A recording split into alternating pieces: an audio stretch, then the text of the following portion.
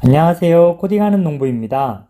오늘은 소금이나 바닷물이 과연 농작물 재배에 도움이 되는지에 대한 부분을 말씀드릴 건데요. 바로 결론부터 말씀을 드리면 분명 도움이 됩니다. 바닷물이나 천일염과 같은 소금을 농작물을 재배할 때 토양에 관주를 하거나 잎에 살포를 해주시면요. 흰가루병 예방이나 나방 진딧물 방제에도 도움이 되고요. 특히 미량 원소를 듬뿍 공급할 수 있습니다. 이에 대한 자세한 내용을 소개해 드리도록 하겠습니다. 참고로 오늘 제가 말씀드리는 자료는요, 농촌진흥청 국립농업과학원에서 2017년에 연구 발표한 내용을 참고하여 알려드리도록 하겠습니다. 오늘 말씀드릴 내용은 이렇게 세 가지를 말씀드릴 건데요. 첫 번째는 농작물별로 바닷물에 대한 내성의 차이가 있습니다. 어떻게 차이가 있는지를 말씀드리고요. 두 번째는 작물의 병원균을 살균하는 데도 사용하는데요. 모든 병균에 효과가 있는 것은 아니고요. 특히 어떤 균에 좋은지 알아보겠습니다. 그리고 세 번째는 벌레의 방제와 잡초가 발생하는 것을 억제하는 데도 효과가 있습니다. 이 부분을 마지막으로 알아보도록 하겠습니다. 먼저 여기 이 부분의 요약 내용을 좀 보시면요. 바닷물에는 75종의 무기물이 있고 작물에 필요한 영양분 공급과 병해충 방제에도 효과가 있다고 되어 있습니다. 과거에는 병해충에 대한 특별한 약제가 없던 시기라서 정말 다양한 노력과 방법을 사용했을 텐데요. 농약이 없던 시기부터 작물 재배를 잘하기 위한 방법으로 이 바닷물을 활용했구나 하는 생각이 들었습니다. 그리고 여기 아래 부분을 보니까요. 우리가 일반적으로 사용하는 비료나 영양제도 지속적으로 사용하다 보면 산성화나 염류 집적, 병균의 내성화 등으로 점점 효과가 떨어지거나 피해가 발생하기도 하는데요. 바닷물도 마찬가지인 것 같습니다. 바닷물도 계속 사용하다 보면 염분의 함량이 높아지고 염류가 집적되어서 작물에 피해가 발생할 수 있다고 하니까요. 이 부분도 참고해서 주의하셔야 할 것 같습니다. 자, 이제 본격적으로 작물의 바닷물에 대한 내성 차이를 알아볼 건데요. 바닷물이나 소금이 작물에 어떻게 도움이 되고 어떤 작물에는 소금을 사용하지 않는 것이 좋고요. 또 어떤 작물은 거의 바닷물 원액에 가까울 정도로 넣어도 괜찮은지 한번 알아보겠습니다.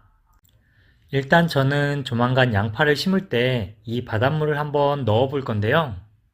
이 표를 보시면 작물별로 바닷물에 얼마나 내성을 갖고 있는지 알 수 있는데요. 제가 양파에 사용을 해보려고 한 이유가 있습니다. 여기 바닷물의 희석 배율을 보시면요. 마늘, 양파, 고구마나 감귤과 같은 작물들이 거의 원액에 가까울 정도, 그러니까 원액의 2배 정도까지 희석을 했을 때도 문제가 생기지 않고요. 안전하게 사용할 수 있는 농도로 나와 있어서입니다. 여기 아랫부분에 보시면 작물의 피해 정도를 숫자와 색으로 알려주고 있습니다. 바닷물의 희석 배율을 높여도 작물에 피해가 발생하지 않을 때를 0이라고 하고요. 피해가 발생하는 정도부터 고사가 되어서 죽는 단계를 9라는 숫자로 점점 단계를 높여가면서 알려주고 있습니다. 반면 오이나 포도와 같은 작물에서는요. 바닷물 1리터를 넣었을 때 물 100리터를 섞는 100배 희석의 비율에서는 작물의 피해가 발생하지 않았지만 40배 희석에서는 벌써 황백화 현상이 발생하기 시작하니까요. 이 표를 참고하셔서 가급적이면 바닷물의 염화나트륨의 농도에 영향을 적게 받는 작물을 적용해 보시기 바랍니다. 그럼 이렇게 희석해서 사용한 농작물에 어떤 도움을 주게 될지 한번 알아보겠습니다. 보통 간석지나 해풍을 받은 곳의 농작물들이 튼튼하게 자라고 또 품질 또한 우수하다는 것은 많이 알려졌다고 하는데요. 천일염을 포함한 바닷물에는 식물이 생육에 필요한 각종 무기 성분이 함유되어 있고요. 미량이지만 작물이 생육에 중요한 미네랄을 바닷물을 통해서 공급해 줄 수 있는 것입니다. 그래서 바닷물을 처리하면 작물이 생육을 촉진하는 효과도 있고요. 미네랄을 공급해 준 효과가 나타난다고 결과를 확인할 수 있었습니다. 두 번째는 세균이나 곰팡이균과 같은 병균에 대한 방제 효과인데요. 일단 바닷물을 병원균에 방제 처리했을 때 가장 효과가 좋은 것은 고추나 오이, 호박, 양파 등과 같은 작물의 흰가루병이나 녹균병에 그 효과가 좋았습니다. 토마토의 흰가루병 포자 발화를 거의 90% 이상, 95%까지 방제 효과를 볼 수 있었는데요.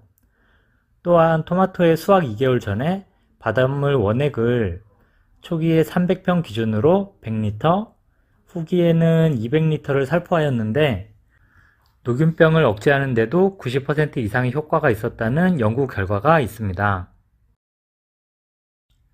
이 바닷물이 어떻게 흰가루병이나 녹균병에 효과가 있을까 찾아보니까요. 이 바닷물과 비슷한 성분이 바로 락스였습니다. 바닷물의 주 성분이 염화나트륨인데요. 염소와 나트륨이 대부분인 성분입니다. 그런데 이렇게 락스의 표기 정보에 보면 락스의 주 성분 역시 치아염소산 나트륨, 즉 염소와 나트륨을 대부분 함유하고 있는데요. 그래서 세정 효과와 함께 살균제로서의 용도를 가지고 있었습니다. 이렇게 생각해보면 바닷물의 염소와 나트륨이 흰가루병이나 녹균병에 효과가 있다는 것이 이해가 되었습니다. 그럼 이 바닷물만 처리하면 거의 모든 병원균들의 감염을 예방하거나 방지할 수 있을까요? 물론 아니라고 생각하실 겁니다. 실제 연구에서도 이런 결과가 나왔는데요.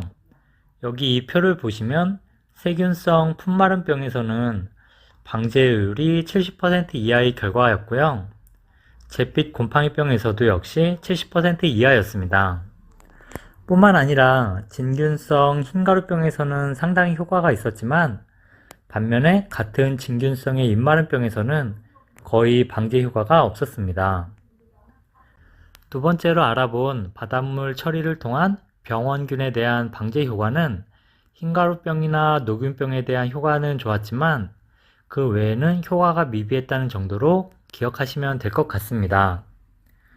이제 마지막 세 번째 벌레와 잡초에 대한 효과를 알아보겠습니다. 방금 전에 보셨던 표를 다시 한번 보시면요.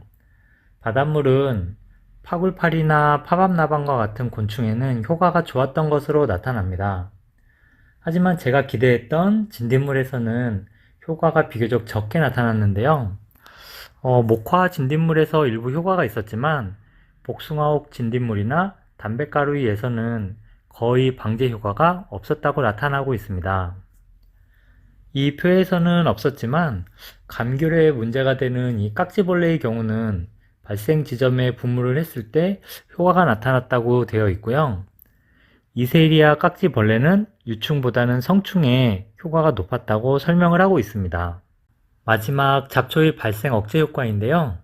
바닷물은 염분을 함유하고 있기 때문에 그 특성상 원액을 그대로 살포했을 때는 잡초를 하더라도 성장에 큰 문제를 야기하게 됩니다. 다만 잡초에만 영향이 가서 잡초 생장이 억제되면 좋겠는데요. 농작물을 심은 밭에서는 잡초 방제를 하게 되면 주변 농작물에도 피해가 발생할 가능성이 높아서 가급적 사용을 자제하는 것을 추천하고 있습니다. 오늘은 제 개인적으로 참 신기하게 생각했던 바닷물 또는 천일염 소금을 사용해서 농사에 활용하는 이유와 방법에 대해서 간단히 알아보았습니다. 사실 얼마 전 제 영상의 댓글에 소금 사용에 대한 효과에 대해서 문의해 주신 분이 있었는데요. 그 전에는 관심도 별로 없었고 에이 설마 밭에 소금을? 이 정도만 생각하고 있었습니다. 근데 제가 답글을 달아드리면서 알아봐 드리겠다고 약속을 하는 바람에요. 정말 열심히 자료를 찾아보았습니다. 그런데 생각지도 않게 농촌진흥청에서 진짜 연구를 해서 공개한 자료가 있었고요. 어머니께도 한번 여쭤보니까 어머니께서도 알고 계시더라고요. 예전부터 소금이나 바닷물을 사용해서 부족한 미네랄을 공급한다는 얘기는 들어보셨다고 하시더라고요. 댓글을 달아주신 분 덕분에 저도 좋은 정보를 알게 되었습니다. 오늘 영상은 여기까지입니다. 오늘 영상이 도움이 되셨기를 바라고요. 작은 도움이 되셨다면 구독과 좋아요도 부탁드립니다. 다음 영상은 실제 바닷물을 넣어서 밭을 만들고 양파를 재배하는 영상을 한번 찍어보겠습니다. 지금까지 시청해주신 분들께 진심으로 감사드립니다. 다음 영상에서 또 뵙겠습니다. 항상 편안한 날들 되세요.